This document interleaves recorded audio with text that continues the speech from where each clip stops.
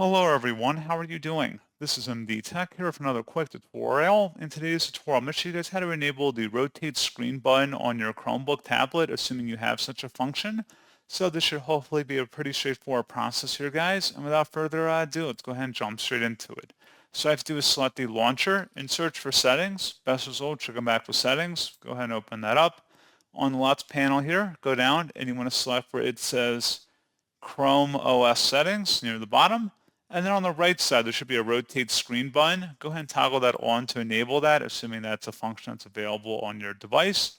And that is all you have to do. So pretty straightforward process, guys. And as always, thank you for watching. I do hope that was able to help you out. And I do look forward to catching you all in the next tutorial. Goodbye.